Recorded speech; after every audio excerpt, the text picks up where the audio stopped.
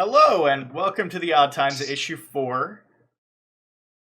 We're going to talk about ghosts. Ooh. I'm Nick. I'm Clara. And I'm Tad.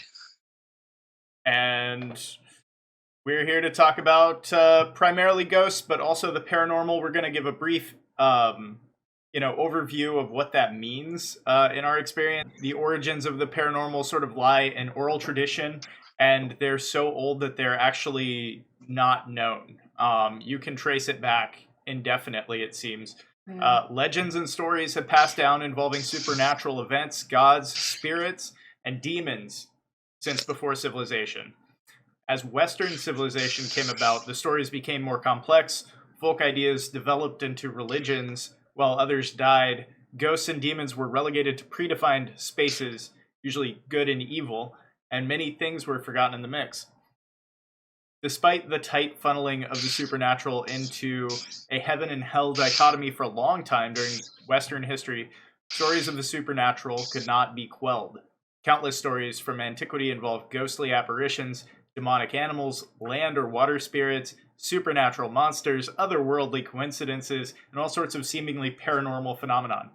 These were treated as a public curiosity at best and perhaps mass psychic vampirism at worst, as often such stories were marred with lurid details from people's personal lives. So it's kind of like, I don't know. Urban legends? Well, and just rural legends? Salacious, like, it's people. My uncle died in a tragic way, and now he haunts the family home kind of thing. Yeah. Yeah. Or like there was this murder, something bad happened, and then previous owners were killed in this house. Or possibly building on an Indian burial ground like every horror movie in the 80s. Right. It's like every ghost story, like for a period of time. Well, I mean, for a long time things went that way, like it was just sort of a public curiosity and a pretty widely embraced one, I think. But that started to, that didn't change with the creation of spiritualism, but it sort of evolved into a recognition of the idea that the dead can and do exist in the material realm in some way and communicate with the living or try to. So it's kind of almost making the paranormal scientific, even starting way back then. I think it was the very first grain, right? I think sort of the observation. Scientific may be a bit of a stretch, but provable, I think. Practical. Something that it wasn't, I feel a presence. It was, we can hear them. They can communicate in a tangible way, I think, was the real big difference there. So, the spiritualist movement is really interesting. It actually started in New York, I believe, upstate New York. And there were a few writers and people talking about it a little bit, but it really, really started to kind of explode when the Fox sisters started to share their experiences. They'd grown up in a house where... So their story about the house that they grew up in was that 2 owners before them, a traveling salesman, had come to stay. And the story goes essentially that the homeowners kind of dismissed their maid while this traveling salesman was staying with them. And then a short time later, they rehired the maid. And she came back, but the traveling salesman was gone, but a lot of his stuff was still there. And she was kind of like, well, I just assumed they bought stuff from him before he left. And then she, gives a story about finding dirt, like loose dirt in the basement, and asking the homeowners, and the husband was like, oh, we were filling in rat holes with that. It's fine. Mm-hmm. And there's nothing suspicious about this story. No, not at all. And then shortly thereafter, they sold the house to another family who weren't there very long, but they reported hearing strange sounds. And then they moved out, and then the Fox family moved in. They were having a farm built, like, on the other side of town. They moved in in the meantime. Fox was their last name, then? Fox is their last name. And they were hearing banging noise and rapping noises, and the 2 younger daughters, Maddie and Kate, well, it was Margaret and Catherine, but I think they went by Maddie and Kate. The father was like super skeptical, and so he'd go around at night and he'd check things, like, oh, this has to have a reasonable explanation. It can't be, any of this ghosty stuff. And one night when he was going around with one of the daughters checking stuff, they started hearing a noise, and then she said something like, I think they called him Mr. Splitfoot was the name they had like come up with for the ghost, in their house. Sounds like a reference to Satan. Yeah. I think, yeah. Hoof. Mm-hmm. And so she had said something like, one of those give me a sign kind of things, and they would like knock and reply. And so they immediately got the other daughter and the wife, and they're like, look, and the girls started asking questions, and 2 knocks for no kind of thing, and it would respond with like audible knocks. And Wow. they say that the dad like went over and got the neighbors, like, you have to see this. We're talking to a ghost, apparently. And like, he was a skeptic, so he was like, we need other people to make sure we're not crazy, kind of thing. And the neighbors, that was it was mid 1800s. People were very religious and kind of like, you're weird, but they came over and they could hear it too. And they were like, yeah, and it would answer questions. They'd ask it things. It would knock the appropriate knocks to respond, and was right. And so everyone was like, what? And so they really kicked off the spiritualist movement, especially once it hit the media, that they could communicate with the dead. And they ended up holding seances in New York, and it just, it really, I think, caught people's imaginations. I want to say at one point, by the end of the 1800s, there were over 8 million people in the U.S. that considered themselves followers of spiritualism. Wow. That's big numbers for back in the day, too. Yes. I don't know how many people were in the U.S. back then, but it definitely wasn't like 300 million, which is, I think, what we have now. Right. Yeah. And we're not in the billions? Not in the U.S. No, hell no. Oh, okay. In the world, right? It's in the world, I think it's right around 7.5 or 8 billion now. I think the last I heard was 7 billion, and that was several years ago, so that tracks. Yeah, Wow. I think it. Well, I don't know specifically how fast it's growing these days, but it's pretty quick. But yeah, it was a lot of people, especially when you consider it'd be word of mouth, it'd be newspapers, it would be things of that nature. Like, it really blew up. I think Americans, especially Americans at that time, loved the practicality of it. Wasn't I feel a presence and they're telling me this. It was I'm talking with your mom. Give me 2 knocks for, yeah, I'm your mom. And then they'd hear the knocks. And everyone was like, shit, I hear that. That's amazing.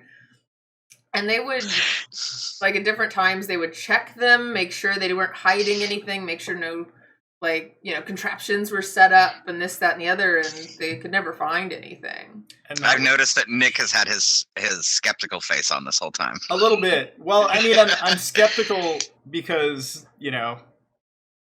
I'm thinking about, how this would develop among people interested in talking to their deceased relatives, and it would spread like wildfire. Like, even thinking about it beforehand, one could have known that.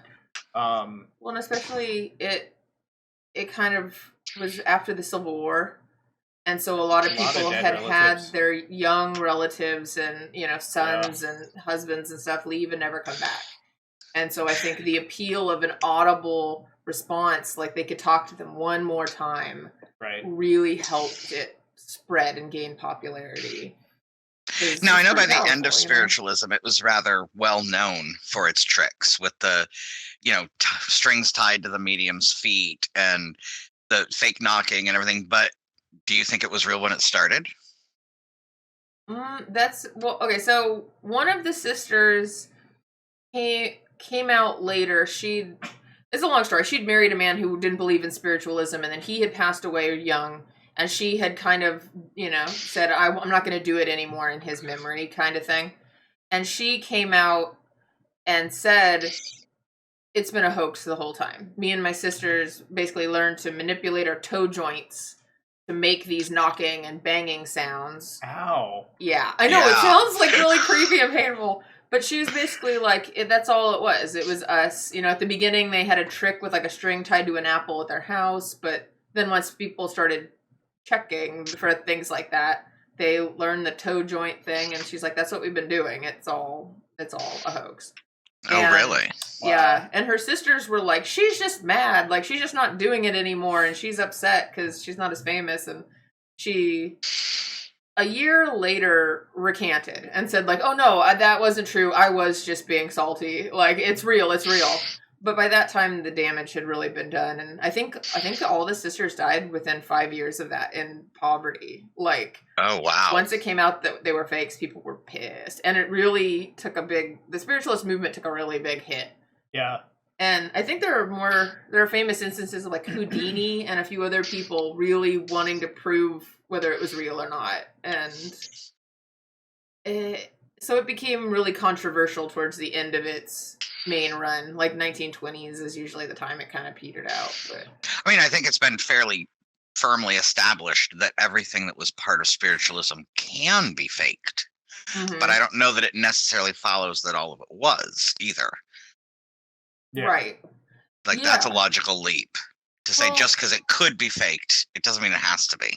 No. And interestingly, years after all the sisters had passed, I forget the exact circumstances, but they ended up finding a body buried under their childhood home that appeared to be the right sex and age and the right date range to have been the salesman. So people then wondered, were they really communicating with him? And then either they then didn't really fake it, or they did, but some of it was legit. Like, it's all very... You can't prove it one way or the other, so it's very, controversial. Yeah. As far as it goes. We'll never know. Yeah, probably not. It had to come from somewhere, but we were very imaginative, humans, and we tend to assign meanings to all kinds of things. So it's, hard to say whether or not those origins were just ourselves, sort of. Yeah. Well, I mean, in a lot of ways, you got to think about it of if it's something that we can perceive as living human beings and dead people are able to manipulate it, then by definition, live people are probably able to manipulate it too. Right. You would think, it kind of, it's a more modern thing, but I've seen some interesting video that purports to demonstrate people affecting electromagnetic fields and that kind of thing. I think that might actually be possible to a degree, but I want to do more research on that, considering. But it's sort of a more modern take on that, trying to find evidence of those, assertions that. Yeah. Well, this is a tiny bit off topic, but another thing they've tried to test to prove in the lab is ESP, psychic abilities. Yeah. And they've never been able to do that. But I remember learning about those studies in Psych 101 and thinking they're not testing it right. Like, they're not controlling for all the variables. If you're looking at something like ESP or foresight or being able to communicate with spirits, it does not necessarily match up with the physical laws we already know. And I've never seen, I mean, if you look at just basic mythology, folk tales, fantasy literature, one of the most basic things that you'll run into as impacting these sorts of things is the phases of the moon. And I don't think I heard of a single scientific experiment about ESP that even recorded what the phases of the moon were at the time. And that's just off the top of my head, a thing that could affect it that they're not looking for. You mentioned the faking the EMF, the electromagnetic frequencies, and that's kind of related to being able to see auras, which they've tried to test because they say they see it around the person. So they've covered the person up to here, and then people can't identify their aura. But just because visually to them, the way their brain interprets it as around the person, doesn't mean they don't actually have to be looking at the person to see it. We don't actually know. Right. So one problem with scientific testing is they do not take factors that are not clearly part of our understood physical reality into account when testing for them. Yeah, and that makes sense because it's up in the air what the measurements are. It's like none of that can be measured. So and we don't even know what the factors are. All of them. Well, and there's some of it can be measured, but and there's some things like intuition but I've never heard a scientific response for it. But I think if you ask anybody if intuition is real, they'll be like, yeah. I did actually hear a scientific explanation for that. It was in a book. Really? It was in a book called Focus, which is a modern psychology book about basically how the brain handles focus. It was not specific to things like ADHD, but it touched on them, and it was largely neurology. The book was. It was fascinating. But one thing it talked about is we talk about like gut feelings or hunches or instincts. And the author's theory was that the parts of the brain that deal with subconscious processing are located very, very close to the parts of the brain that deal with digestion. And in anything with neurobiology, nearby neuron clusters contaminate each other. There is some crossfeed. It cascades outward. So often what we feel when we have a gut feeling is we've got a sense it's kind of the same thing as our digestion. It's down in there, and that's why it shows up there. Don't know if it's true, but I thought it was an interesting theory. I haven't heard of a gut brain. I have no idea what that is, but like a stomach brain or something like that. Yes, apparently your whole digestive system has its own brain. Right, I've heard that. That is separate from your brain. And that's how things like Imodium work, because that's actually a opioid. Imodium is an opioid, but it does not cross the blood-brain barrier. So it only impacts the gut brain. It does not impact like the other opioids do. Interesting. Like a stomach opioid. Yeah. This is total tangent, but total tangent. But I actually watched a video on this recently about the gut brain. I wasn't focusing too much on it, but it was interesting. Like, I think it was Kurskad, or in a nutshell. I'm pretty sure I butchered that name because I read it. But they were saying like, when you eat something, it fosters specific bacteria, which through various chemical messages and whatnot communicate to your gut brain that it wants more of that because it grows well off of that if it takes hold, I assume. So that's how you get, guts that are predisposed to digesting fast food versus, leafy greens versus, junk food. It kind of also explains cravings, because those often are something your body is missing. Yeah, that was specifically something that they mentioned too. I'll try and find that video and link it if I can. It was pretty interesting about that. But yeah, so back to spiritualism. Yeah. Back to spiritualism. An interesting thing about spiritualism was most of the prominent spiritualists and mediums were women. And that was unusual at the time. That women got to be the most of anything. And it's totally, I don't know. I feel like if I were trying to explain what spiritualism is to somebody, I would totally be like, think of old school seance. Sit around a dark table with some candles, hold hands. The medium does a thing, calls upon their spirit guide, and then your grandma's there knocking answers to you. And there's cold winds and occasionally glowing balls of light over the table. And I forget what other trappings came with old seances. They got pretty... flares of the candle candles. Flare, noises. They got pretty intricate by the end. Yes. Small side note, if ghosts can knock so well and so frequently, why don't they do stuff in reality that we can't explain on a more regular basis, and not just at seances? Is there something magical about a seance that well, what I always understood was the medium herself was who allowed the spirits to manifest, is what the justification I always heard. Same. That makes sense. Like her energy and connection was kind of like bridging the gap so that they could. And a lot of mediums, especially during spiritualist heyday, would have spirit guides. So it was like me and the spirit are kind of bridging the gap between worlds so that they can come through. That's familiar. Yeah. Which, it was fairly common for mediums to use a different voice for their spirit guide or for ghosts they contacted, right? Yeah, I think it got to that point where they'd be do the slump over different voice, Got very theatrical with the whole thing. But I think spiritualism was really kind of the beginnings of modern day ghost hunting and that kind of thing. Like, I think it really got people thinking about how can we prove that this thing most people think is real is real. It's kind of trying to bring the spiritual, the scary stuff into the everyday world and make it understandable and less frightening. Yeah. And I think in a way, in my personal opinion, I think in a way people want to believe so badly in ghosts because we don't want to believe death is the end.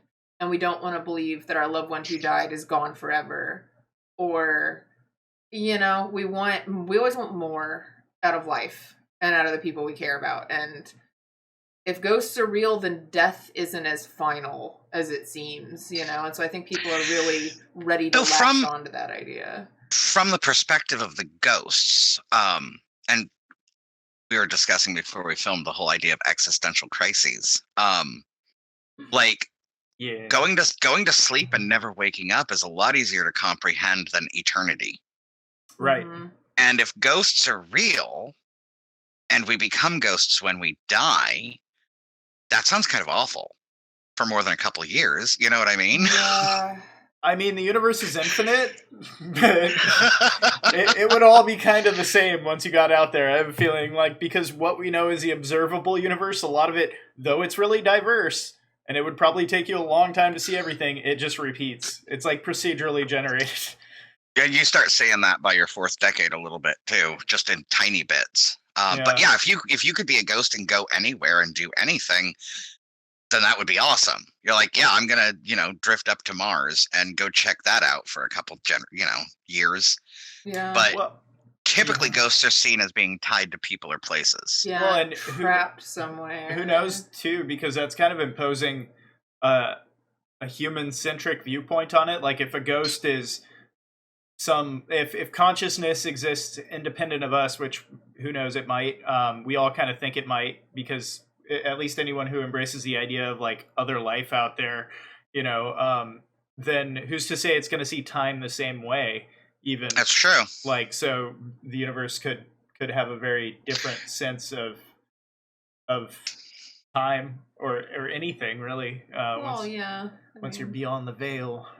Yeah. Or you could go to some heaven. Our entire concept of what reality is defined by our bodies and the senses that we have. Yep. So once you leave that behind, we have no idea. But apparently it means you can knock on things, though. Yes, that is clear. You can knock on things and make cold breezes and cause candles to flicker. It is known. Finally. Yeah. I mean, God. I'd pay to see that. Well, yeah, I think take my money. I think at some point in the future it would be great to do an episode that deals more with afterlife and the soul in general and time, because time is the fourth dimension, and when we die, if people think that time is different, then does that mean we step up a dimension? I think that'd be an interesting. I agree, but it is kind of that in and of itself is a big discussion that. Yeah. Probably be better for its own video. So, would a Ouija board? I know it's licensed by Milton Bradley or copyrighted. It's like a toy. Yeah. Would that be spiritualist toy or Is that where Ouija boards came from? Was during the spiritualist movement? That's always an impression I had. I'm not sure. I'm not sure if it's one of those stereotyped things after the fact. I know nowadays if you say seance, people think Ouija board, but I'm not actually sure what year those came out. And I'm sure that they eventually became parts of... I'm looking it up. Yeah. Because I am super curious. I mean, I think... Depending on what year it came out, I know it eventually became a big part of seances and stuff like that. And I think... My guess is it came out after the zenith of the spiritualist movement. It does appear that is the case. And my guess would be it replaces the taps and knockings because it's something that other people can be a part of. And so it's not just the medium doing things, it's everyone's touching it, and the answers can literally be spelled out. So it was released, it was commercially introduced in 1890 on July 1st. and it was regarded as a parlor game unrelated to the occult until American spiritualist Pearl Curran popularized its use as a divining tool during World War One. Wow, What? that's late. Yeah. And spiritualists claim that the dead were able to contact the living and reportedly used a talking board very similar to a modern Ouija board at their camps in Ohio in 1886 to ostensibly enable faster communication with spirits. So yeah, that all lines up. And of course, the Catholic Church didn't like it. That's the next paragraph. Yeah, but we're not going to get into that. It does also mention under precursors that the first mention of the automatic writing method used by the Ouija board was found in China in about 1100 AD. Nice. Yeah. Yeah, I feel like automatic writing's been around for a long time. That seems like...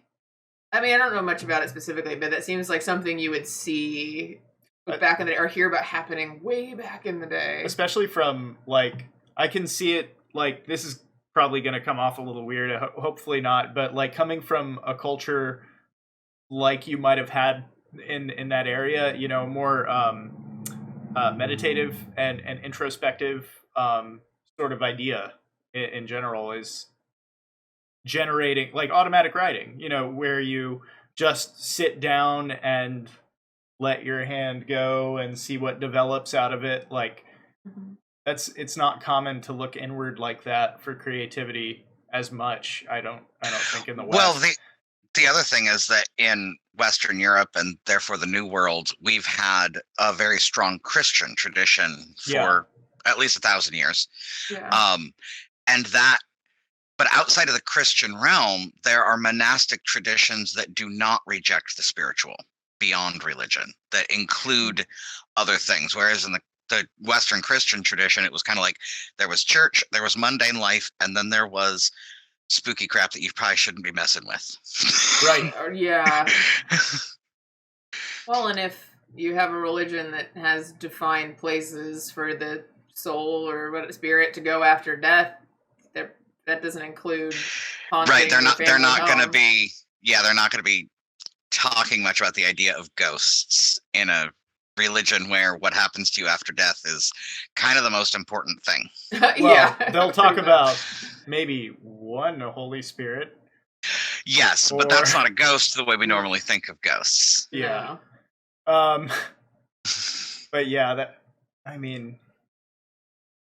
it's interesting to think about, though, because, like, this is another total tangent, so I apologize, but you had, like, early on, you had all these folk beliefs of, like, spirits and gods and all this stuff, and you see, you know, various larger groups sort of arise and one by one, incrementally over time, co-opt a lot of these stories and make them aspects of their religions.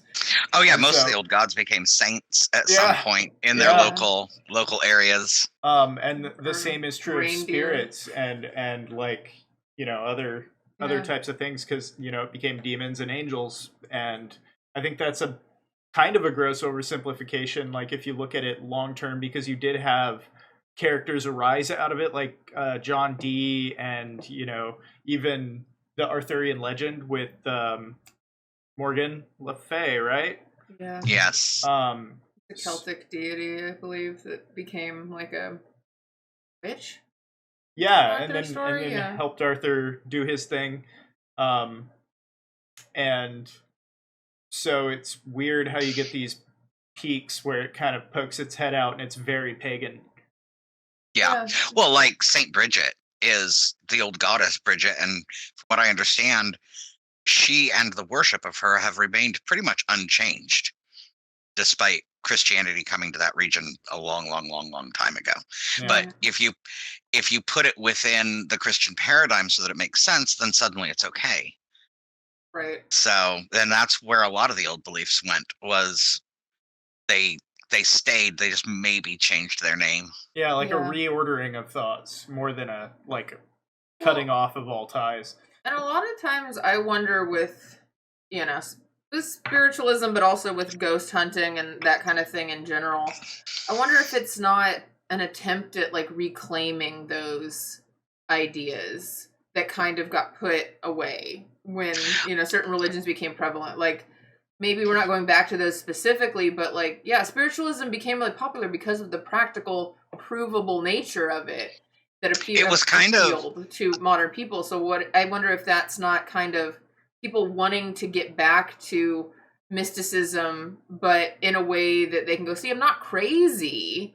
I agree. I think spiritualism repackaged all these old beliefs in a way that made sense in a modern world. Right. Yeah. Yeah. And I wonder too if the reason that spiritualism and then eventually just belief in ghosts and now more modern ghost hunting and stuff hasn't become more popular is because people are becoming less religious or less reliant on it for opinions or maybe you've got a lot of people who are like, I don't need to prove it.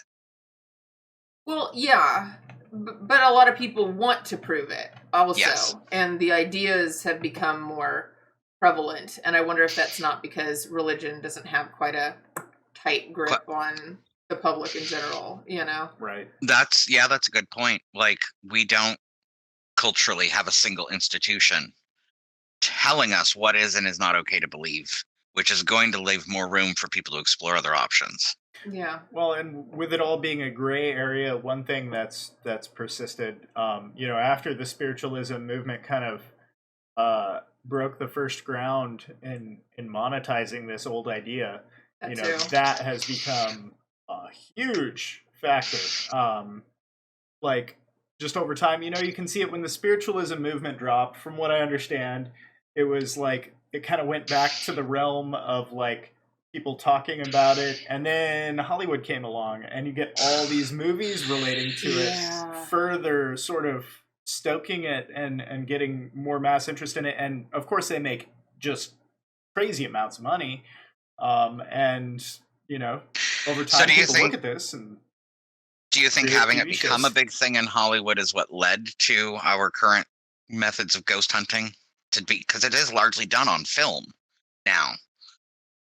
And I know Hollywood still loves good ghost hunting stories. Like, even the TV show Supernatural has the recurring ghost facers, who are a fictional band of ghost hunters who go in with camcorders and EMF readers and stuff like that. But it seems like the modern ghost hunting movement is very film based.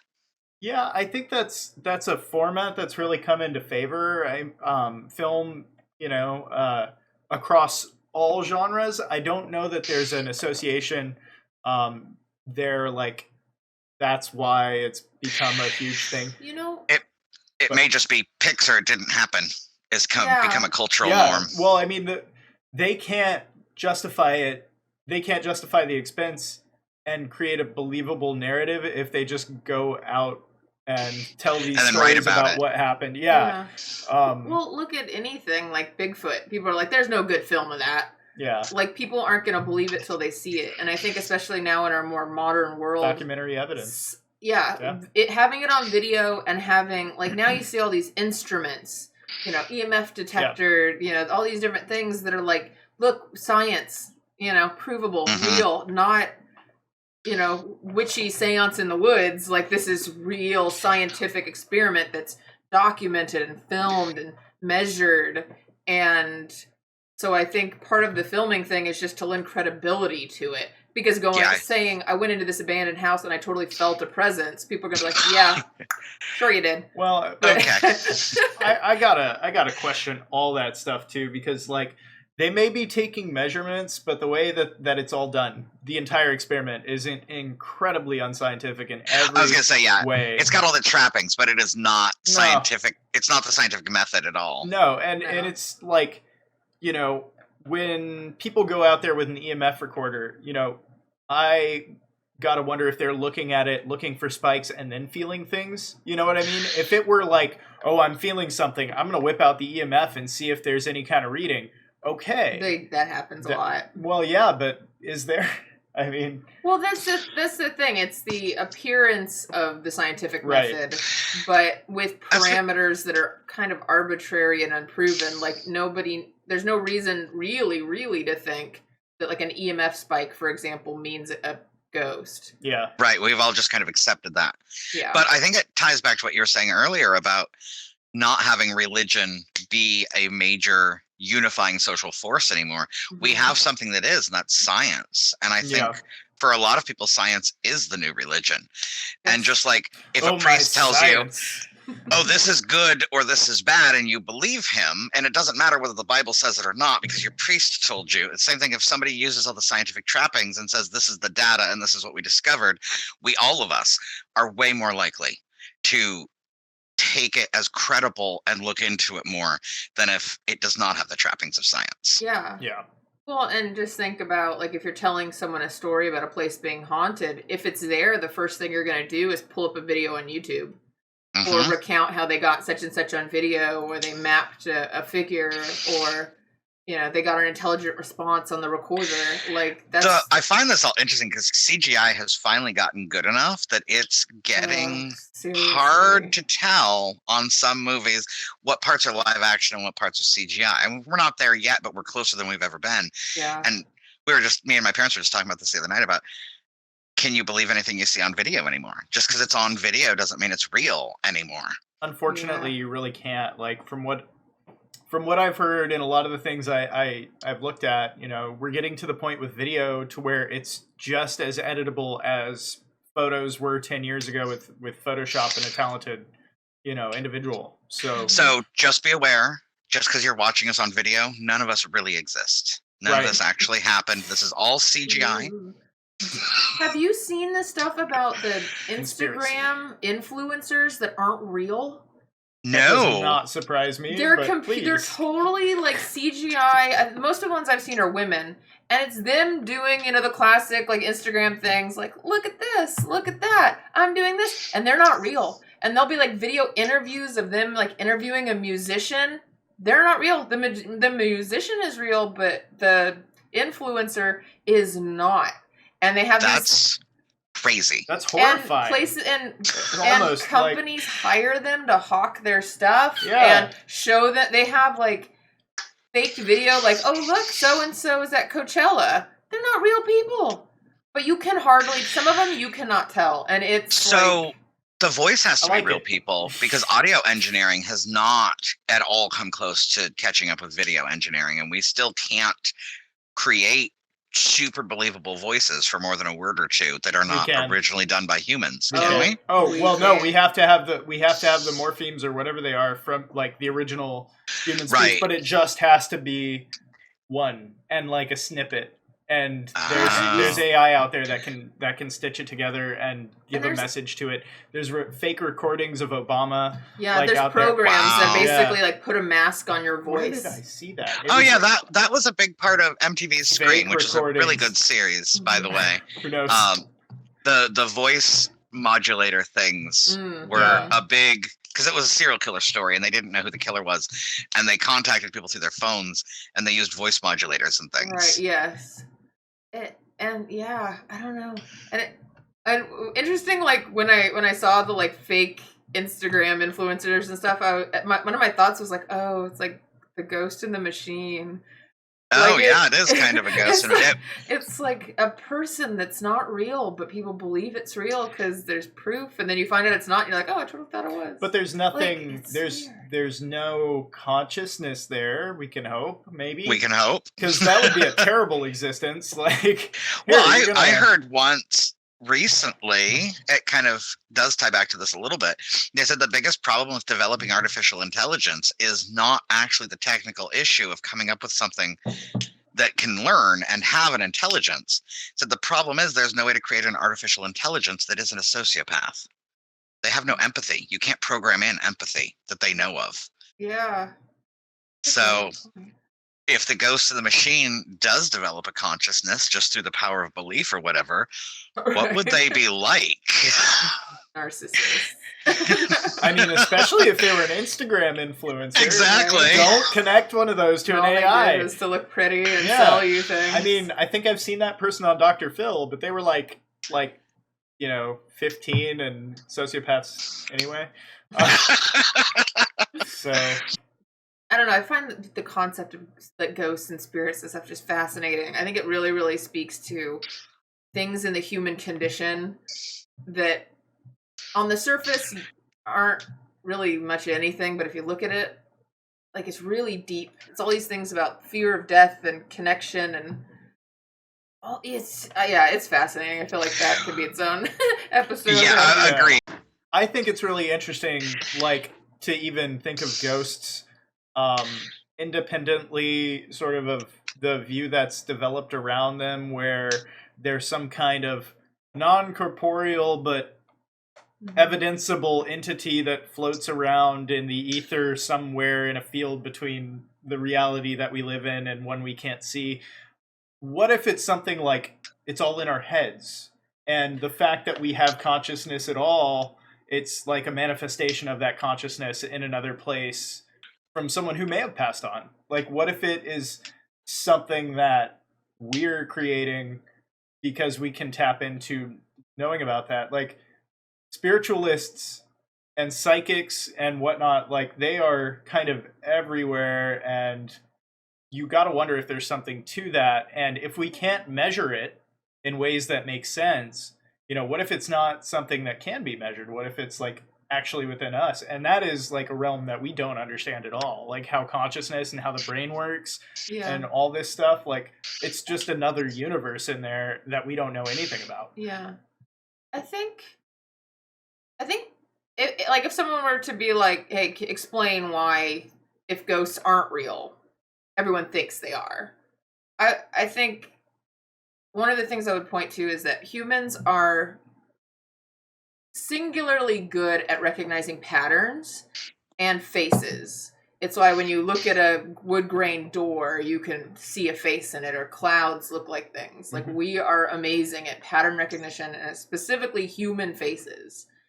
And so I think it's called paragolia, when you think you see faces in things that they're not really there. It's familiar.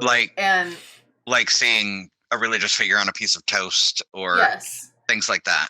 Yeah, and so I think our brains are just wired to do that. And so a lot of times I think it really could just be we think we see a shape, a human shape or a face in the shadows, or, the fog or the toast or the tree or whatever. And so I often personally wonder how much of these like ghost sighting type of things are just that. Are our brains telling us we're seeing these things, and we are, because that's how our brains work, but that doesn't mean that's actually what it is. Well, I think one thing to keep in mind is that the definition of faith, and spiritualism is a form of faith. The definition of faith is belief in something in the absence of evidence. Like, if you can prove something, it's not a belief anymore, it's a fact. Right. And I don't think there is any way to prove any of this one way or the other. People have been trying for millennia. Right. So I think in a lot of ways it comes down to, does the world make more sense to you if that's true, or does it make more sense to you if it's false? Right. And I mean, I think a lot of things have been used as like a teaching tool. A lot of stories about ghosts are people who are trapped, or people who something bad happened to, and it's a cautionary tale. A lot of it tends to be unfinished business, and I think a lot of it's a moral of basically don't wait too long to take care of this stuff, because you never know when it's going to be too late. Right. Unless you want to stay back as I forget what they call them on Supernatural, but an angry ghost. Poltergeist or revenant? No, it's a vengeful spirit. That's it. Yeah. A vengeful spirit. If you don't take care of your business while you're alive, you might get stuck as a vengeful spirit, and that's not good for anybody. Right. I feel like vengeful spirit is kind of both of those other things, but I don't know. No. So class. I think. Depends. I think the definition of poltergeist is largely believed to be more of an energy created by a living person. Yes. Who's having emotional turmoil, and they make it subconsciously to act out that angsty anger, whatever you might call it. It's not, and then it almost becomes a separate entity, but it's not like a dead person. Right, and it's almost always attached to a pubescent or adolescent person. Yes, who oftentimes doesn't realize they're spiritually connected. And then I think a revenant is a little bit.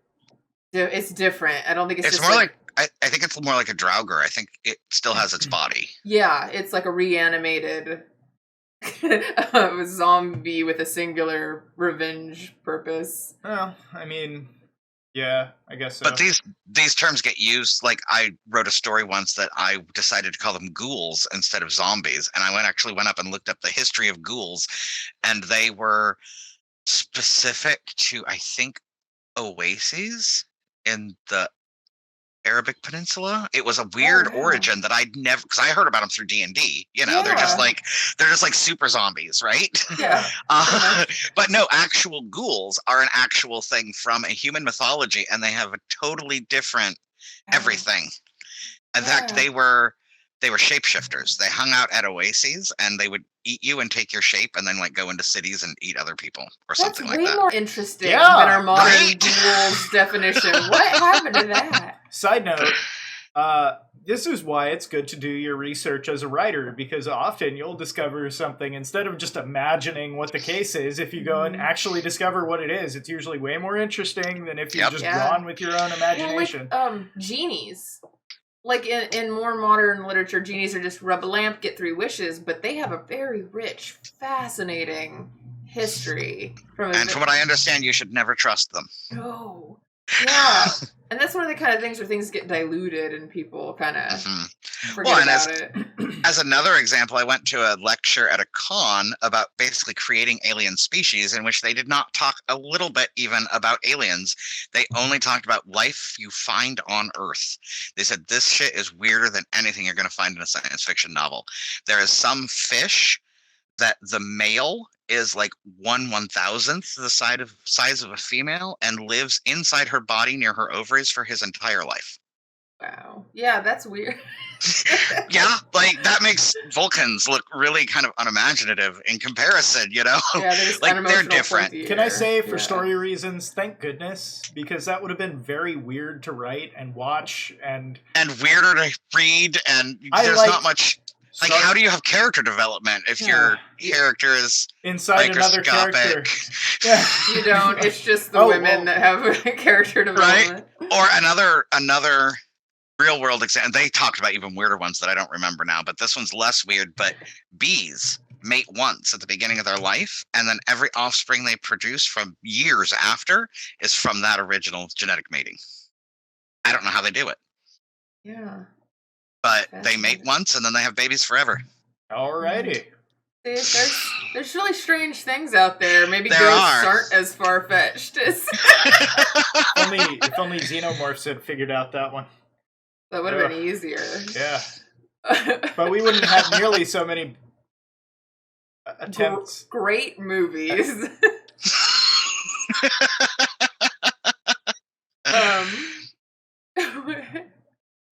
So, ghosts, I believe we were talking about in some way or another. Ghosts. So,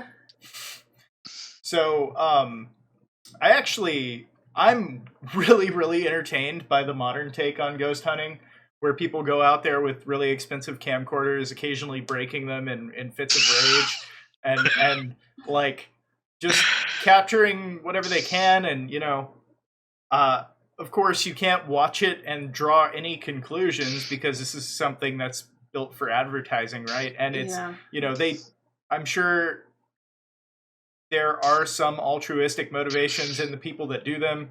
I'm sure many of the people who do them want to find great evidence. I can't say that those same people wouldn't manufacture it if they didn't have it showing up. I mean, I think, and I've, like, for example, always been suspicious of professional psychics. Yeah. Yes. Like, I do actually believe that psychic powers in some form exist, that there is more to our interaction with the world than we have yet explained with science.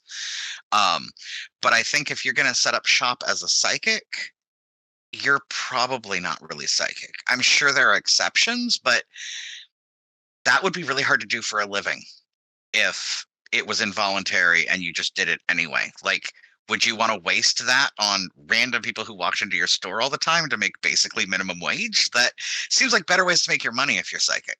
Yeah. Right.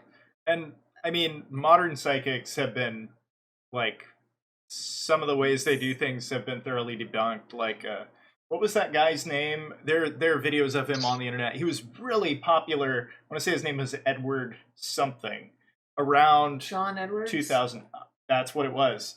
John Edwards. Yeah. Like, super crass guy. Like, there's some videos of him that, like, it's just really bad what he does to his audience, or did at that time. But, you know, that kind of person will ask leading... Well, they'll ask leading questions, but furthermore, they'll just pluck random shit out of the air. Well, and it's so big. And then they've got an audience of 50 people, and they're like, does anybody have a relative whose name starts with M? Yeah. They're gonna get a hit. Oh, well, yeah. And then the classic one, like, I'm getting something in this area. Someone has something about a heart problem. And then someone will be like, oh, my God, my mom died of a heart attack. And he's like, yes. See, and it's like... They're betting on probabilities. Guess what is one of the major factors in deaths in America? Heart disease. Yeah. So, I mean, it's like, you know, they choose the biggest category and work their way down if they don't get a response, well, you know. And frankly, that kind of thing really, really bothers me. Because you're preying on people's vulnerability and their grief. And it's like, I forget the name of the lady, but she was kidnapped as a child and held captive for several years. And she recounts telling this story about being able to watch TV and seeing her mom go on some daytime talk show. And I think it was Sylvia Brown was on there. And her mom gets up and asks Sylvia Brown, you know, where's my daughter? Is she alive? Can I find her? That kind of thing. And Sylvia Brown, she's thinking, thank God, this psychic is going to be able to tell my mother that I'm alive and that she can come find me. And she, like, deadpan goes, she died. I don't get that she's living anymore. And basically told the mom, like, your daughter's dead. You need to deal with it. And the daughter was just like, I'm not. And now my mom's not going to look for me. She's going to feel that I'm dead. Like, it's a thing that can hurt people if you're not truthful. I mean, I've heard the argument, you know, is it all that bad if it's giving people closure and helping them feel better? And I think it maybe can help some people, but I think the odds of it hurting people are higher. Yeah. Well, and there's always the rule, you know, when someone takes something like this to a place where they're getting paid lots and lots of money for it, there's a better than average chance that they're full of crap.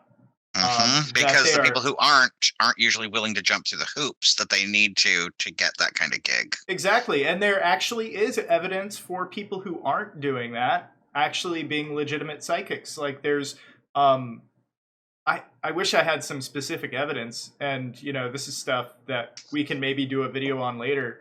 I think that would be an interesting video to... But yeah, I think you see where I'm going. Like when people are like helping police and they actually turn up some really important evidence, that actually happens statistically, I think, more than it should for there not to be that's what I've heard. There. Like not enough for it to be definitive, but enough that you can't just dismiss it. Right. And it could be, you know, that these people are also just really clever and thinking about things that make sense in a way that the cops aren't.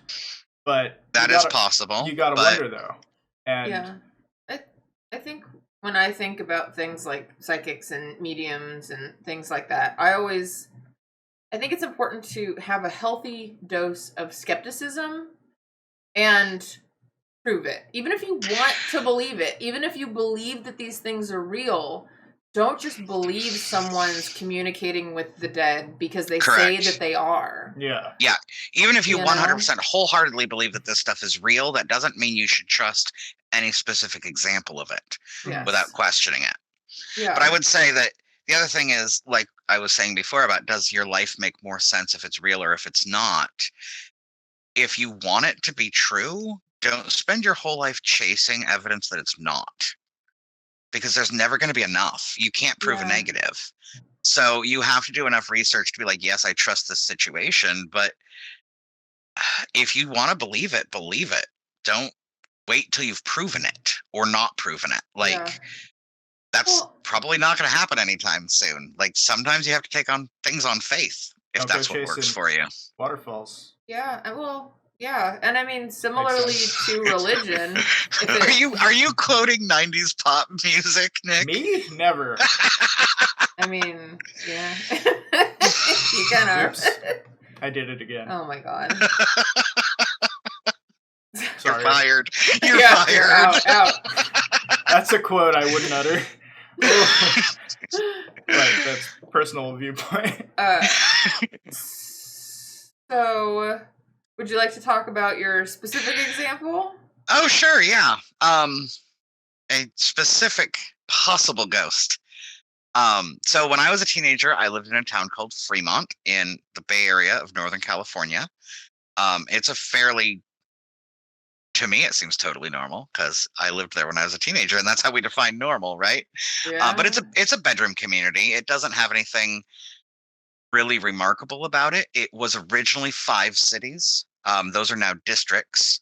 Most of them you can't tell, but one district, Niles district, is still pretty separate from the rest of the city. There's only like 2 or 3 ways across, and it's like across a river or something. I'm honestly not sure. I wasn't in the Niles district. But from the Niles district over across the hills was a little road called Niles Canyon Road. I did not live in Niles district, so we heard stories, but they weren't very detailed. There was a woman who haunted this road, is what I was told. She was usually referred to as the White Witch of Niles Canyon. Things I heard as a kid was she wore white. You could see her at night, but never during the day. Sometimes she was hitchhiking. It was known she was on her way to or from either a wedding or a prom or something like that. The story changed. She had been killed on the road, sometimes in a carriage accident, sometimes in an automobile accident. I read one account where she was the first person ever killed by an automobile. Was it always an accident? I believe so. Like I said, I didn't get many details when I was actually living there. Some people said, if you pick her up, bad things will happen. Ooh, vague and scary, but not any real details. Other people said, like, she'd jump out in front of the car and make you crash. It was, honestly, as an adult looking back and knowing a little bit more about things like the vanishing hitchhiker myth and La Llorona and things, what I heard was clearly an amalgam of a bunch of different stories, not all specific to the White Witch of Niles Canyon. So I decided to go look into it a little bit more and find out more about it, other than what I heard when I was 15. And there's still not a lot that's definite. The name Lowry is often attached to her. And one of the main stories was a guy and his friend were driving through Niles Canyon at night, and they saw a woman in a white prom dress hitching a ride. So they picked her up. She said she was on her way home from the prom, and she needed a ride back to San Francisco, where her mother lived. No one ever explained in this story why she was at a prom in Fremont if she lived in San Francisco, because that did not really happen. That was a long way away. Well, like on the mountain. Yeah. So, but the story is they got her in the car and they drove towards San Francisco, and they tried to talk to her, but she resisted efforts to draw her into conversation, and she was really quiet. So they eventually just kind of drove, and they got to the Dumbarton Bridge, and the toll at the time was 5 cents per person. So they handed the toll booth attendant 15 cents, and he handed 5 cents back. And there's like, but there's 3 of us. Because no, there's only 2. And they turn around and they look in the back seat. Nobody's there.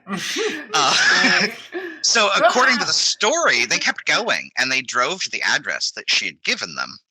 And when they got there, an older woman answered the door, and she said, "Oh yes, that was my daughter. She died on her way home from prom like 20 years ago." Or something. Wow. Yeah. I've heard multiple accounts of that story, but nothing to show that there's more than one incident being talked about. Like, you don't get details of more than one. Apparently it's in February is when, I never knew this when I lived there. We all just thought she could just randomly show up on any night. But according to the internet, it's usually a February date. The year changes, and I've actually seen the date change. Sometimes it's the 29th of February. Sometimes it's the 26th. Sometimes it's a different night in February, but it's almost always February. Weirdly, one of the best articles I found on this ghost was from the Costa Rican Times. Wow. I'm not sure why they're reading about a myth of a tiny town in California in Costa Rica, but I thought that was interesting. It's probably just one of those things, like, you'll hear ghost stories like a small town in, near Panama or something random, and you're like, what? Just adds that mystic quality, I guess. Yeah, it's exotic. Yeah. Yes. Exotic Fremont. Fremont, Very California. exotic. Exotic Fremont, California. That's not a phrase you hear often. So I did find a blog by someone who has actually gone back and tried to track down the original story of where all this started. That's not somewhere I looked into in great detail because this is a paranormal episode, not a true crime episode. Right. And that wasn't the most interesting part to me, but she did a fantastic job. He or she, I don't actually know. Their last name is Rubio. Their first name, possibly Jamie. It's J''AIME, kind of like I love in French. So I don't know how to actually pronounce it. Isn't that my name? Like je or I am like je or my? Because you say that like je m'appelle. Oh, it's French? Je t'aime is I thought I love you. Maybe. And I looked it up on Google Translate. It said it was French for I love, but we all know how good Google Translate is. So I'm not sure how you pronounce it with an apostrophe in there. Possibly Jamie. So I'm going to go with that. I apologize deeply to you if that's not how I pronounce your name. I'm sure they'll see this and be absolutely insulted. Yes, clearly. Contact us and let us know better. Yeah. So if you're insulted, please like and subscribe. Add a comment. That's right. And send us some information as to why you are insulted. So they wrote a book called Stories of the Forgotten, Infamous, Famous, and Unremembered. And it is available on Amazon. I'll put a link in the description because they have a chapter on the White Witch of Niles Canyon if you are interested in the real world background of where it may have come from. That's fascinating. In conclusion of that, he or she said they couldn't track down a specific origin story. All the leads seemed to go to dead ends. They were related, but they were not exactly what happened. And one theory is that this myth was brought over from other local legends in the Bay Area from other places, which would certainly track with the fact that nobody in Fremont had the same story about it. Yeah. It clearly was not something that happened all the time or there would have been more agreement. Yes. And there really wasn't. So yeah, that's just a ghost that I grew up with that I never got to see. I tried. I did drive through Niles Canyon at night occasionally, and I never personally saw evidence of her. You didn't go on the right date. I did not. Well, I didn't know it was February. That was pre-internet. I couldn't look up this stuff. I had to rely on word of mouth. Someone should do the video where on a leap year they just go through and do all the dates in February and record them and cut them and see if anything interesting happens. Yeah. No one's ever there was that, one story that they had lots of eyewitnesses to seeing the White Witch. She was up on a bridge in Niles Canyon, walking back and forth and wailing. And I believe this was possibly in the 60s. I don't remember the date. It was a while back. And there were a bunch of people there. And they called the cops. And a cop came out to see the White Witch and yelled at her to come down. And she seemed completely unaware of the crowd that had gathered or anything that was going on. So the policeman finally got annoyed and shot his gun into the air. And the White Witch hit the ground and said, "Hold on, I'm coming down." Don't shoot. And I don't remember his name, but he was a local person. The story did become well known later on, who had dressed up in a sheet and gone up there to scare the locals. But the gunshot was enough to get him to come down and take the sheet off and be like, "I'm not really the witch. Don't shoot me." Yeah, that'd be enough, I think. Yeah.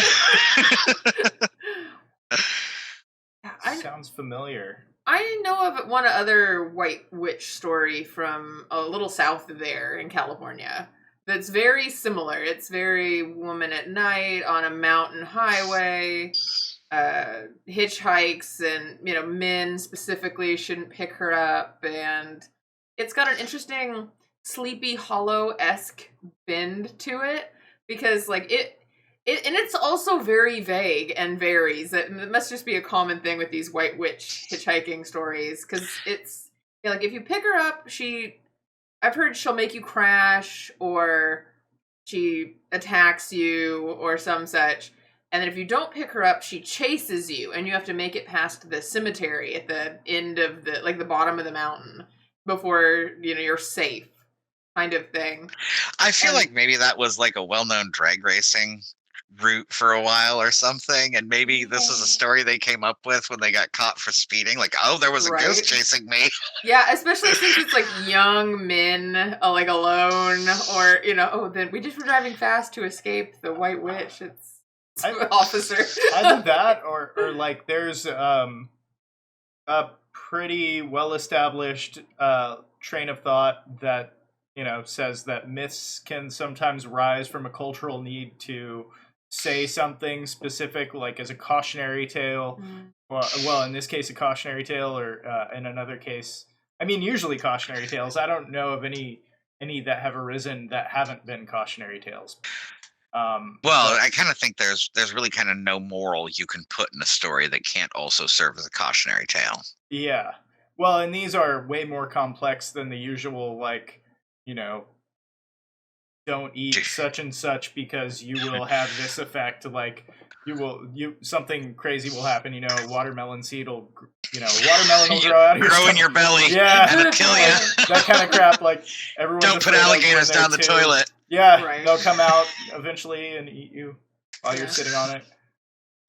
or grow up in the sewer, I think is actually the myth. But I think so. I would be interested in looking up at some point if there ever have been alligators living in the New York subway or stuff, because you hear about that so much. It'd be interesting to see if there was any real backstory to that. I feel like there's got to be. We'll have to do an urban legends, like urban myth kind of episode. Well, and that's another case where, like, oh, sorry, go ahead. Because there are some urban legends that have been proven to be true, and so it'd be really interesting to do a few that are true, a few that probably aren't, and then a few we don't know. Let's look it up. Yeah, that would be fun.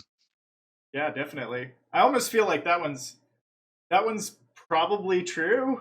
I don't know. There's a lot of prey that could be totally true. It could be. I think especially like in Florida, I'd almost be surprised if there were never any alligators in the sewers. But yeah, I think the reason it's like a legend that has grown is because it was New York. And one, New York is the city everybody talks about. Right. And two, there aren't any alligators in New York. Like, it snows half the year. So alligators in Miami's sewer system is like, like they're also on our sidewalks and beaches and rivers. Like, resorts. I guess not Miami, but Pensacola. We'll go with Pensacola, Florida. Everywhere in Florida. But New York, it would be like a mythical creature. Yeah. Right.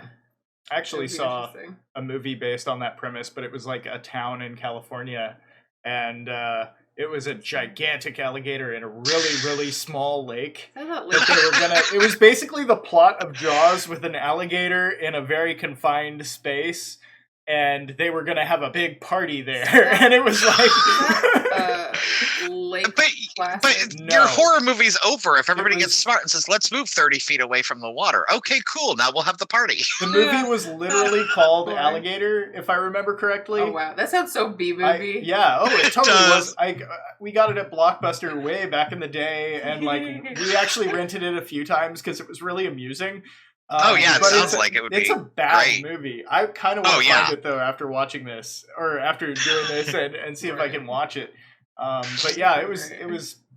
I think it culminated in a final showdown, as you might expect. Of course. And it was just, a tour de force of strange and alligator. At least and guns and at least it wasn't a fury of a movie. Oh god. No. Though my parents said after watching issue 1, that they said that about a lot of movies in the 50s. That was just a tagline they used in the 50s. Maybe that's a fury of a something. That should be our new catchphrase for the a fury of a podcast. Yeah, that's right. Odd times, a fury of a podcast. I mean, maybe. Get curious and furious. That's right. The slow and furious. I mean, I don't want to make people furious. Not that kind. Like you can. Let's leave the furious steps. Like, I don't know. Like, it just really like furiously busy or furiously. I get the a furious pace, highly energetic content of the statement, but it also means to rage uncontrollably. That's true. Yeah. So let's let's focus on the energy part and not the rage part. So Well, like Not the Rage Bar. an energetic podcast full of interesting topics and ideas. Yeah. Oh God, let's And not. random opinions. And random opinions. Well, let's not go that direction. Let's I don't think I definitely have put enough. that in I don't have enough energy drinks to Yeah. keep that up. I need more coffee. That kind of wasted all that was in my system right now. Yeah, that Gassed seemed out. like it was Ugh. kind of used up your reserves there. Yeah. But, yeah, I mean, I feel more spiritual now. So there's something. Well then.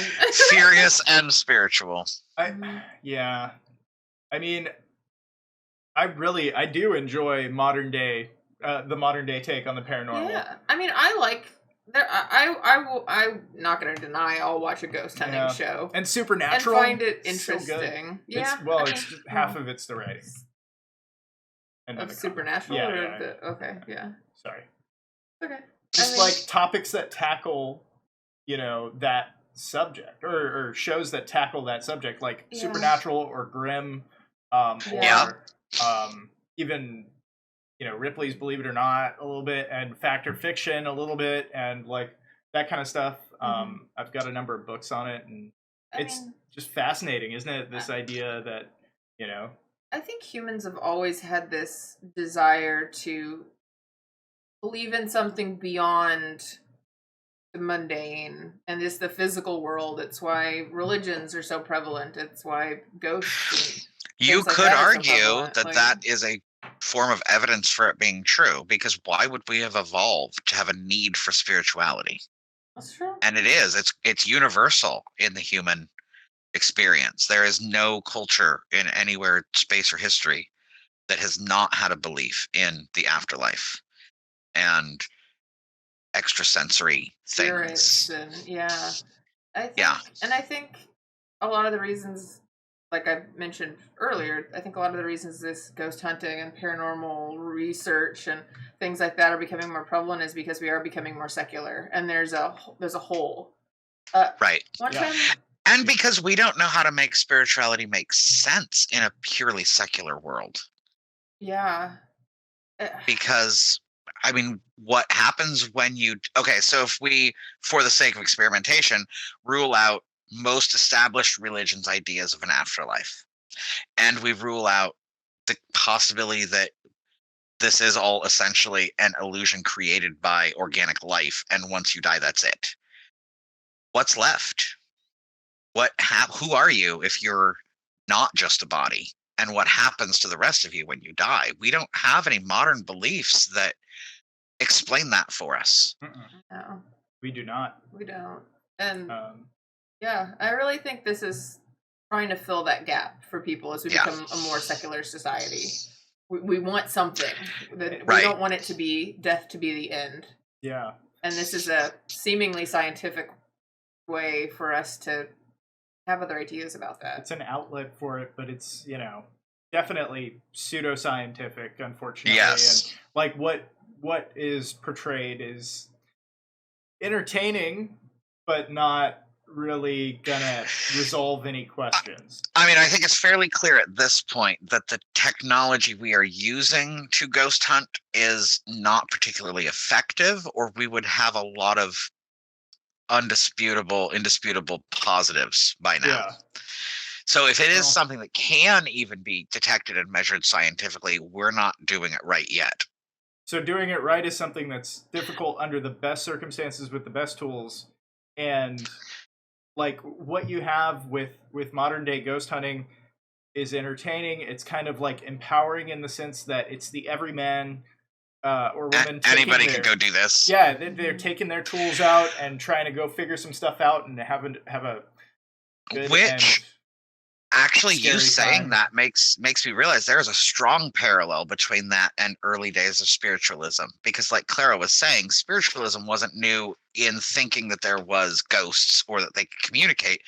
It was new because it was kind of a technology to do that was accessible to anyone. You may have needed a medium, but anybody could hire a medium. You didn't have to like go out into the wilderness of Greece and find an oracle or something. Like Right. you could look in your local paper and call a spiritualist to come in your real life in your house and Mhm. give you access. And I think in a lot of ways that's what modern ghost hunting has become, because it is it's not scientists doing this. It's normal people who are like, how do I put together an EMF detector? And how do I record this? And I'm going to go poke at this and see what happens. Yeah. It's more personal and Yeah. more up to you, I guess. Yeah. Which I think appeals to people. Like the practicality of spiritualism appealed to people in the mid to late 1800s, I think the science and the personal nature of it really appeals to people in this day and age. You don't really need the experience if you have the right tech. Right. And you don't need to be a spiritualist. You don't need to be a medium or have any powers to put together an EMF detector and go record houses and you can use your Digital technology, your recorder. equipment instead of your psychic powers, basically. And that's interesting, and you'll get, some snippets that you can take back, and you can use that, what was it called again? Pattern recognition, paragolia. You can paragolia that shit into whatever you want, and that's true. And then put it on the internet. And people have weirder hobbies, like sitting around talking to each other about random things while recording themselves. So. I know. And to be honest with you, actually going out to those places and being scared is probably a lot of fun. Oh yeah. Oh, it is. Yeah. In fact, we should look. You should look up how to make EMF recorders, Nick, because I think you would enjoy that rabbit hole.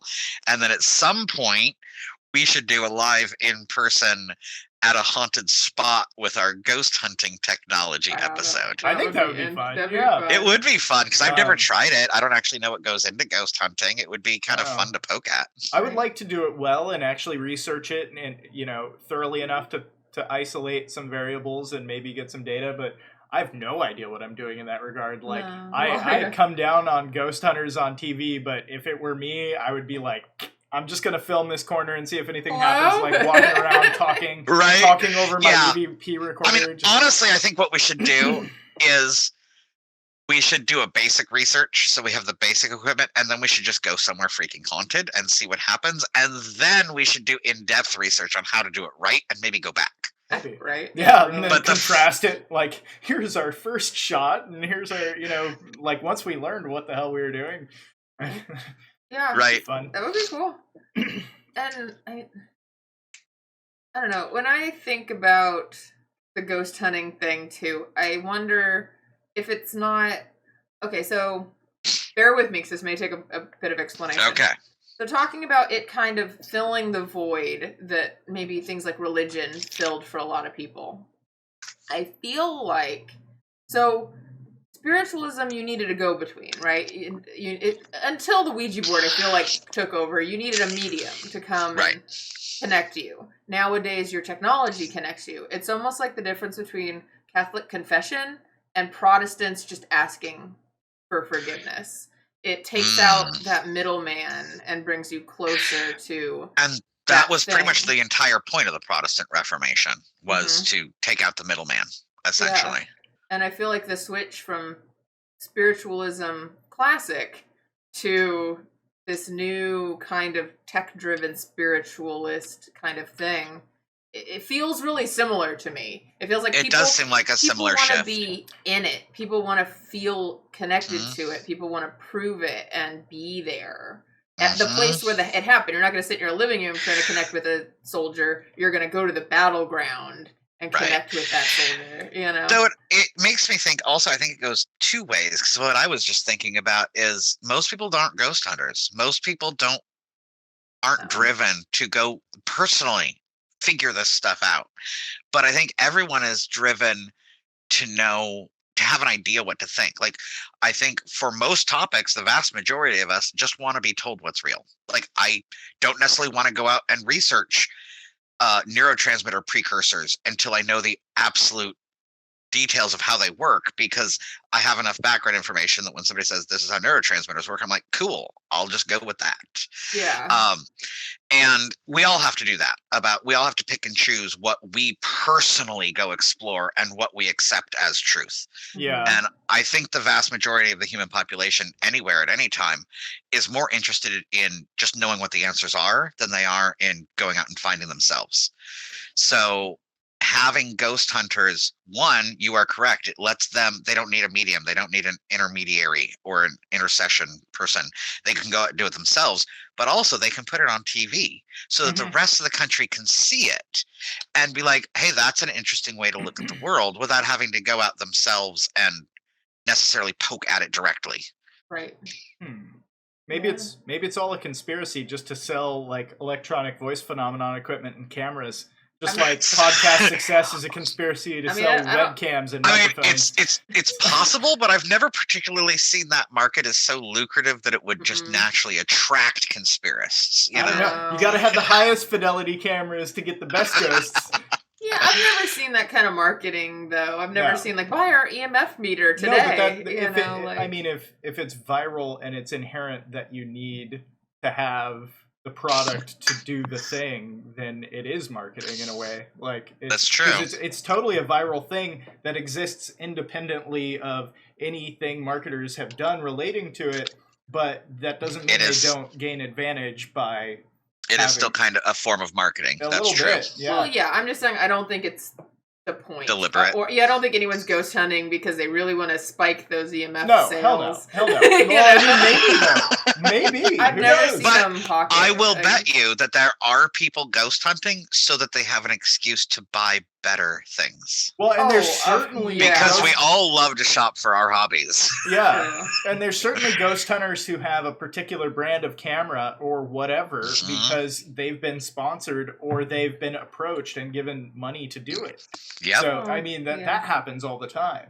I think that happens. Though I think on the show Supernatural, I think their EMF reader is always like an old Walkman with a bunch of duct tape on it and like random LEDs stuck on. Like they're totally homemade looking. As it should be. Yes. I don't know. I agree. I think you get better readings from that kind of EMF reader. I would imagine, you know. Oh, yeah. I mean, the M drive was made in someone's garage. Or at least something similar to it. I think a Kinney drive. Actually. I'm not sure about the M drive. I don't think it was lab made. Or no, I know the ones they're experimenting on now on the M drive are lab made. I don't know about the originals. I think there was one that was made on a kitchen table and another that was made in a garage. Awesome. Yeah. Some of the best things in the world were made in a garage. Well, you can do it because it's comparatively low tech. I mean, it's really kind of amazing. It's just the cavity itself that resonates that makes, you know, that possibly creates thrust. Yeah, it's so small that they have to measure it in a vacuum, and they think it makes thrust, but they don't want to say 100% for certainty that it. I think they have said it 100% does. It's just so small. Well, what I read was they have had tests that show small amounts of thrust, but they are not certain yet whether that is true thrust or if that is contamination. Maybe it's ghosts. It could be ghosts. The microwave is I think if you build a copper funnel and just shove a whole bunch of ghosts into it, then that will give you thrust. I think so. Perfect. I mean, if you look at Ghostbusters, they just shoved them into a really big furnace-looking thing, and eventually that exploded with ghost energy. And it was gnarly. So, I mean, I'm pretty sure you could shove them into a funnel and then like light a fire on one end, and it would just like. Although out the back. That brings up an interesting topic of ethics surrounding ghosts. Just squish them on and ghost hunting. That's true. Because, if they are dead people, they're still people. Yeah, and if you think about the reverence and even the laws we have surrounding bodies, that's a whole interesting conversation about what is not appropriate when you're interacting with. What it would essentially be someone's soul. Do you think that's why the idea of like EM pumps and like, oh, drain my battery, so it's like talking to me because it needs the battery energy, the chemical energy in the battery to do its thing? Do you think that's why that came about? Because it's like an empathetic sort of like way of communicating. No. I don't. Clara's very definite about this. No, I know. No, it's a have more energy so you can do more things. It's not you're a person who's got to be hungry. Like I've never. Oh, I'm sorry. I misunderstood what exactly you were saying. No, I'm saying it. Yeah, we can't feed ghosts. We don't know how. We don't know what they eat. No, we think it might be us. Do not feed the ghosts. No. They become tame and start bothering the tourists, Nick. No. I mean, like there's a certain reverence we have when dealing with a deceased person's body. Yes. And laws around that. At what point would ghost hunting, if assuming ghosts are real and they're the souls or the spirits of deceased people, where's the line when you're hunting them that goes from proving they're real to being disrespectful? I wonder. That's true. Though you could argue that a lot of the laws and rituals we have surrounding bodies are specifically because the individual can no longer have a say at that point. So we have to have encoded laws, because that way, when you die, horrible things won't happen to your body when you're not around to tell them not to. Right. I think unless you with donate it ghosts, to science. Unless you don't. Well, that's then another you way have of a making say. sure it's taken care of. Yeah. But if ghosts are the consciousness of human beings, then that's it's a more difficult ethical question, because the final arbiter of what is okay to do to me is me. And if ghosts are sentient, if they're consciousnesses, then they are the ones that have to and get to decide what happens to them. It's more like talking to a real person. There are ethical considerations, but it's not set in stone, Right. because the other person has to have an input as well. Though that does raise the problem of what ethical questions are we going to have if we can prove ghosts are real, but we cannot yet communicate with them effectively. Because at that point, you have a situation more like bodies, where you have people that you are handling who don't have a say. Right. Well, and think of like Ghostbusters, if you're vacuuming them into a backpack. Well, but you'll notice the ghosts in Ghostbusters were almost no people.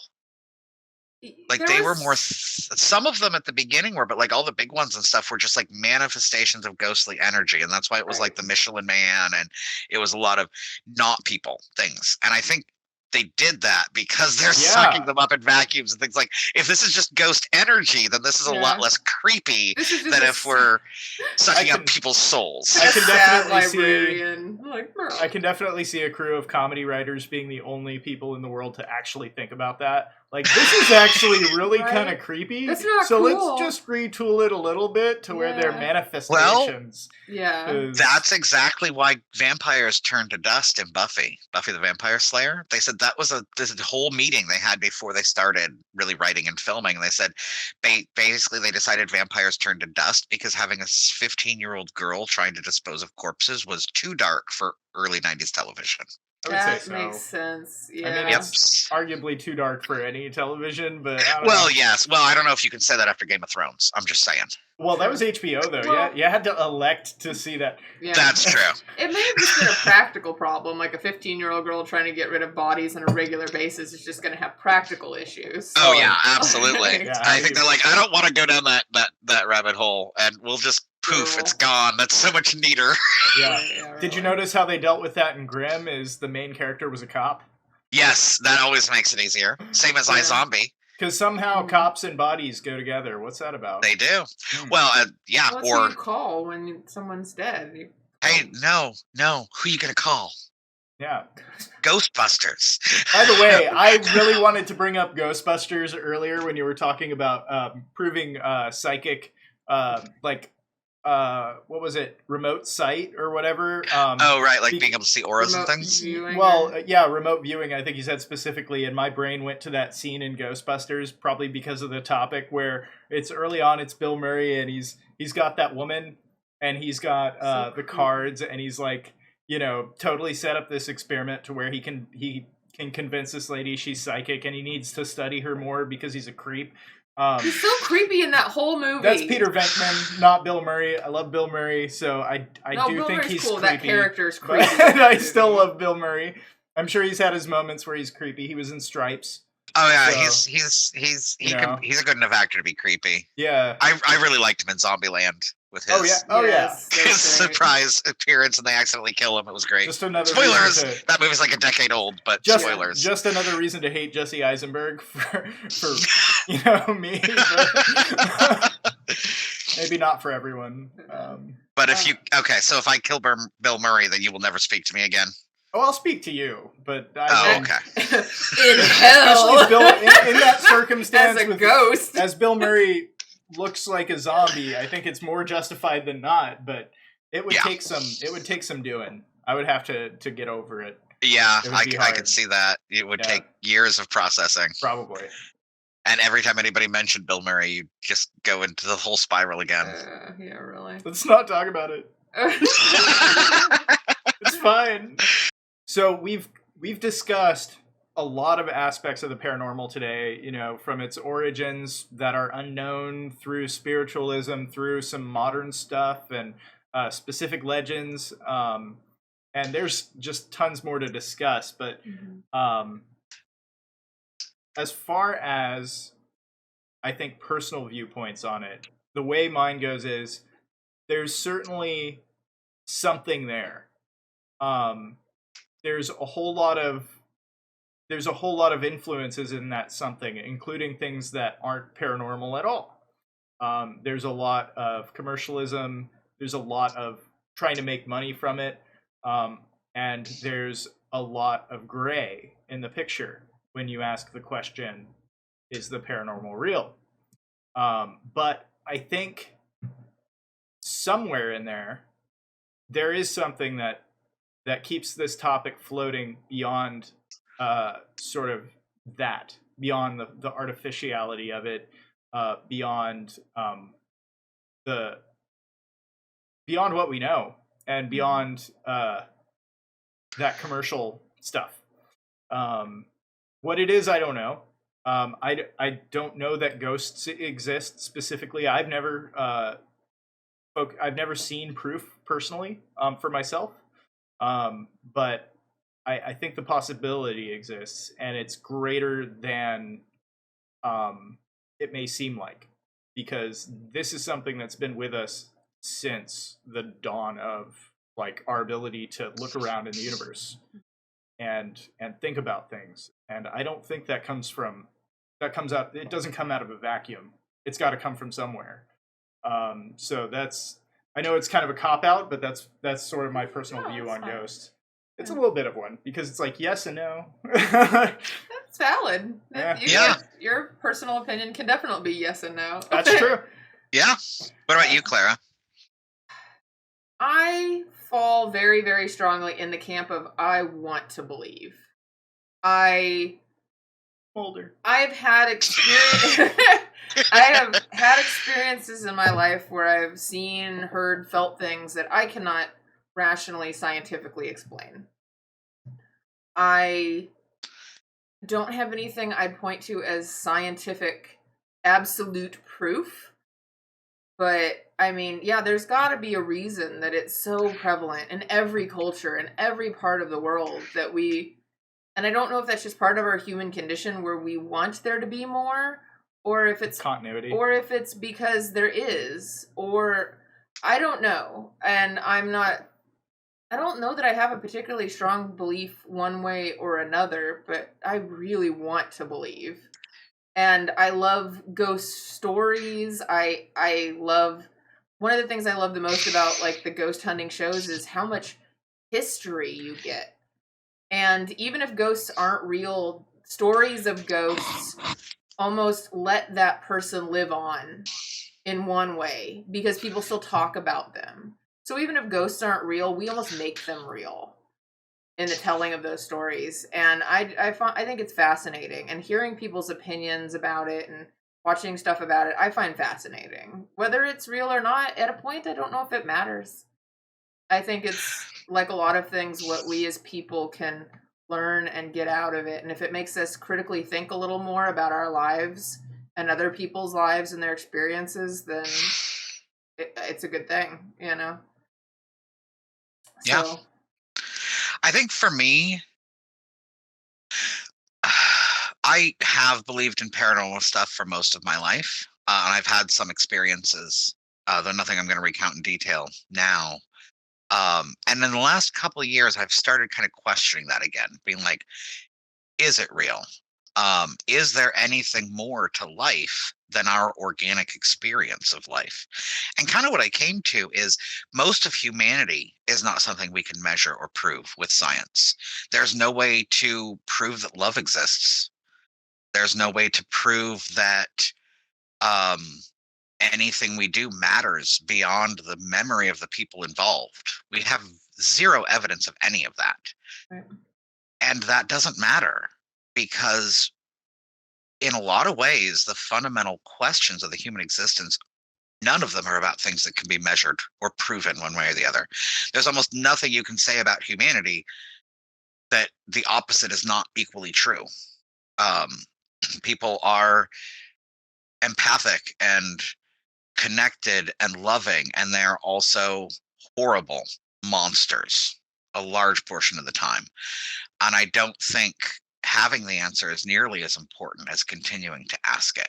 And I think it's a balance, requires a balance of, like Claire was saying, healthy skepticism, especially for any individual encounter or story that you hear, but also keeping an open mind, which Right. is just as much work as skepticism. Yes. And I know that in my life personally, I don't need something proven to know that it's true. Um, all things that prove things are true do really as statistics anyway. Like in 40% of cases, this was true. It tells you absolutely nothing about what you're dealing with right at that moment. So I think keeping an open mind, making yourself ask what else could be doing this, both scientific explanations and non-scientific explanations. But I think it would be rather arrogant of us at this point to assume that we know everything about the world. Not even the physical world, let alone any worlds beyond that if they exist. Right. Well, that pretty much does it for this week's issue of our podcast. We're going to talk about ghosts. And so, thank you for joining us. If you watched the whole thing or even a small snippet, and it's really important to us that we put a really good podcast together for you and discuss interesting ideas and discuss things that are of interest to our viewers specifically. So if you have any ideas for it, please feel free to send them after you like and subscribe. And we will definitely look into them further, because we're all about getting